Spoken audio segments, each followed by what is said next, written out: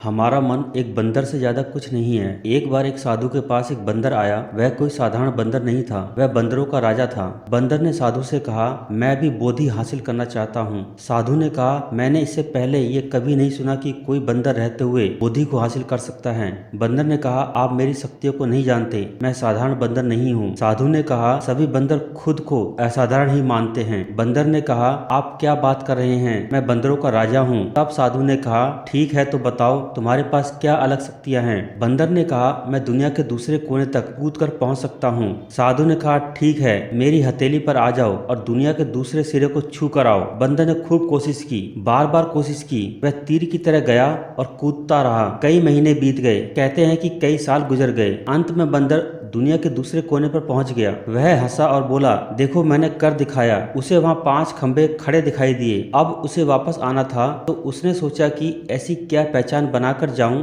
जो मेरे यहाँ आने का सबूत बन जाए। उसने वहां पर मल त्याग कर दिया। अब वापसी करने लगा। लौटने में भी काफी समय लग गया था। एक दिन वह साधु के पास पहुंच गया और कहा, मैं दुनिया के दूसरे कोने को छू कर आया हूँ, मैं वहाँ सबूत भी छोड़कर आया हूँ। उसकी बात सुनकर साधु ने कहा, एक बार अपने आसपास तो देखो। बंदर एक कदम भी हिला नहीं था। वो 5 खंबे भी साधु की 5 उंगलियां थे। फिलहाल वे उंगलियां सनी हुई थी। बंदर वहां आंखें बंद कर बैठा था, शायद दिन में ही सपने देख रहा था। हमारा मन भी आंखें बंद किया हुआ बंदर ही तो है। वह दौड़ता भागता रहता है, कहानियां बनाता है, पर कहीं पहुंचता नहीं है।